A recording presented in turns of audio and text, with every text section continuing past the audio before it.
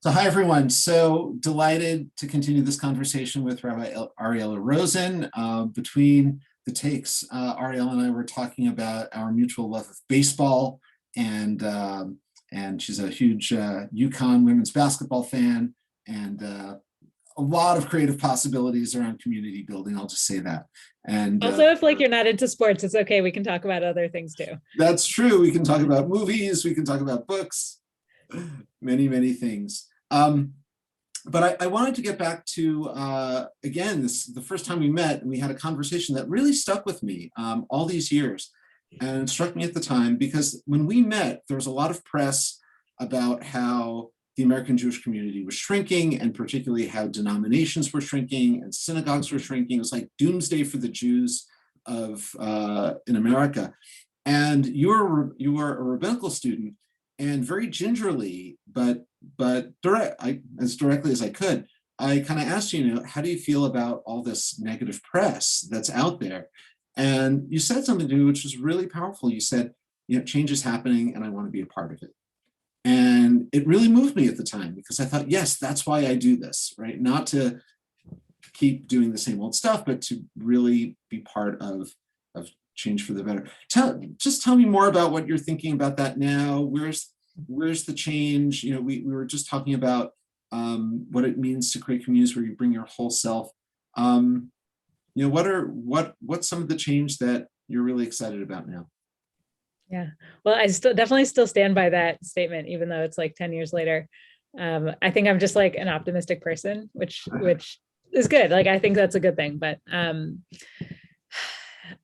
I think that in some ways, when we focus on numbers, we're missing the bigger story. And a lot of articles like to focus on the numbers because that's an easy story to tell. And I see a lot of really positive things happening. I felt it when I was a student at JTS. I especially felt it when I was doing admissions work for the rabbinical school. Like there are, I can tell you now, like I know who's coming. Like there are these amazing rabbis who come from a lot of different kinds of backgrounds. Like, some who are Jews by choice, some are Jews of color, some are non-binary or trans or queer. Some are, came from other Jewish contexts growing up. They're just like the diversity of people who want to be Jewish leaders right now is like really exciting. And that's something that I'd say has been happening for a while, but like in greater numbers more recently. So that feels like very inspiring to me. And I also I don't think that this way of doing Jewish is going away. Like it's very hard to like hold down the center. Like I think about that a lot, but there are always going to be people who want to see how we can like push that boundary between change and hanging on to the things that got us here and making sure that nobody gets left behind in that process. And I find that really exciting also. So, there are a lot of like really important conversations happening right now that, some might be more fraught than others, but I think that on the whole, we're moving toward a more inclusive Jewish world. Definitely, at least in the conservative movement, which is where like I feel like I actually have the most access, but we're seeing people feeling empowered to not just to be in Jewish community, but to step up and say, I want to be a leader in this Jewish community that never would have felt like they were given that space a few, even a decade or two ago. Mm-hmm. So that's something that feels exciting to me. Yeah. And I think also like another shift that is happening, I definitely see happening right now is, and I know that you're a part of this also, is the importance of seeing both like as rabbis, seeing ourselves, but also seeing our Jewish communities as spaces for talking about moral courage and moral leadership and living by that also, and knowing that being part of Jewish community means taking a stance on like the big issues in our world today and in our time, and that like it's actually really important to show up and be in support of those who are suffering as a result of power or other things that are happening in our world. So I see that shift happening in major ways right now. And yeah, I guess these are just some of the things that make me feel like optimistic about Yeah. where we're headed. Well, it's really dynamic, right? Because you talked about the things that are important to hold on to, that we love, that got us here, and the things that not only need to change, but we play an active role in changing. Tell us about some of the things that you love in Jewish life, the things that are constants for you, that you've loved since you were a kid, that you've discovered as an adult and really hold on to. And what are the things that you really want to put out there, that these are things that we should see ourselves as heirs to, that are worth preserving? I mean, one thing that I especially more recently have deepened my relationship to in terms of how I feel about it is Shabbat. And just like, especially living in a time where I have spent a lot of my weeks zooming through the week. To have a full day where I am not touching any screen is like the best thing in the world. So, I always felt like Shabbat was a valuable part of being Jewish and a valuable piece of like the Jewish rhythm of living. But more recently, I've just come into feeling like I've needed it personally more and more than ever before. So that's one thing. I think another thing that I love about Jewish tradition, Jewish ways of being is not just like the invitation, but the mandate to question and push and argue and not take anything at face value and assume that that's what it's supposed to be. That's sort of related to like, I was thinking about this during one of my previous answers also, that in some of my favorite change is the stuff that's actually been there all along, we just forgotten about. And so like this invitation to discourse and to challenging and to not assuming that things have to be the way they are just because that's how they are, is actually like deeply ingrained in how we've been operating for a long time. And so that's something that I also feel very connected to and love. I'm also just like I love books, I love reading, I love engaging. So the Jewish relationship with text is something that I love a lot. And especially the fact, like, just like we're not supposed to take any law or anything like that at face value, that any text that we encounter, we have an open invitation to interpret it however we understand it to be speaking to us. And there's a lot and that's where it works. Everybody can have something they can give and they can gain from the experience, because we're all invited into it. So I guess those are a few things that I love. There's more, but otherwise I wouldn't be a rabbi. But yeah. Well, speaking of text, what Yeah. are some of your favorite texts to study, or are you in the middle of a learning project right now, or anything like that? I love Midrash. I focused on Midrash as a student at JTS, and one of the reasons I love Midrash is because of what I was just talking about, that it's sort of an invitation to creatively understand what the Torah is telling us. And in some ways, I feel like I learn more about the person who wrote it based on what they said than about the text itself, and I find that fascinating too. But there's just a lot of invitation to wordplay and to not worrying about being literally true, but still finding truth in what is there. And so I just find it to be like a really fun playground as a form of text. So that's something I've been working through a collection. We've been on pause for a while now, but with a friend of mine from rabbinical school, Avot de Rabbi Natan, which is actually a sort of a commentary on Pirkei Avot, which is the collection of texts that you referenced in one of our earlier conversations, which is, again, does some of that interpretive work with some of our important ethical teachings, which I find really meaningful. So that's sort of what I've been focusing on recently. We can't wait for your greatest hits. And, happy to bring them. And more. And I'll just say, I have my greatest hits too, but one of the cool things is when I find something new that I haven't, that I've never encountered before, and it's amazing. I can say, oh, I can share this with you. You've never heard this from me before. This is a deep cut of, or something that I actually love but don't fully understand, and share it with people. I'm like, I love this. I don't know exactly why. Let's think through it together. But let's talk about change for a moment. And in our first conversation, you really spoke so beautifully about you and your wife Becca, who's also a rabbi, of course, and how you explored the different liturgies and how you ultimately decided on a queer liturgy that was written by rabbis in our movement. And several years ago, I heard a rabbinic colleague, actually a colleague of ours, speak about queering the tradition.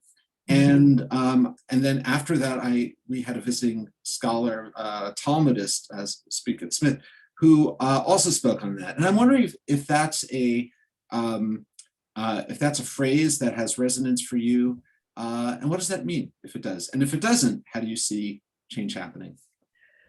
I think it does. I'd say there's some definitely people out there who are more have more exposure to this and have spent more time thinking about it than I have, but it's definitely, to the extent that I have been exposed to the idea of like queering tradition, it feels very resonant for me. And from my own encounters with it, it's a chance to again not assume that anything, not to assume that what we're looking at is what we're actually looking at, that we are asked to take a different kind of lens, one that maybe takes us out of a mainstream way of thinking. Very literally, queering the text is like, how do I think about this as a queer person or with queer people in mind? But it also can be used more broadly to say, like, what is a way of thinking about this that isn't maybe being thought about, that isn't being utilized, but maybe should be. And I've been very influenced by Rabbi B'nai Lappi, who is also a colleague of ours, who started Svara, which is a queer radical yeshiva for Talmud study. And her assertion is that Judaism has always been queer. Like, rabbinic Judaism is by definition queer, because when and now we're getting into like the nitty gritty, but basically when the temple was destroyed, the Jews could have either totally assimilated or held on rigidly to how things were, but instead they were like, oh, we can't sacrifice, we're going to use words instead. We're going to go off in this other direction and totally reinvent a way of being that allows us to hang on to the things that are still possible to hang on to, so that we don't get lost. And that I find that very inspiring, both because like it's a great way of thinking about how we got here, and also it's a reminder, again, like I mentioned earlier, that we've always been doing this. We just sort of didn't realize or forgot. And so if 2000 years ago, people could think so creatively about how to totally relaunch Judaism into a new era, like, why can't we also be part of that way of thinking? And actually, I think we should all be part of that way of thinking. So that's how I think about like queering, is not just about like, how do I see myself in this, but like, how do we totally transform this so that everyone can see themselves in this? It's beautifully said. So we're coming up to the end of our time, but I wanted to do some quick takes, and especially with Pesach coming up, and to honor what you said about loving text and study and loving questioning, I want your quick takes on each of the 4 children in the Haggadah at the Seder, what you think about them. We'll start with the one who does not know how to ask. She'eino yodea lishol. How do you relate to the one who does not know how to ask? That's actually the one I've connected to the most deeply, and I think that in part relates to the earlier conversation we had about those with disabilities in our community, and the importance of in that child, the parent is supposed to sort of like speak for them.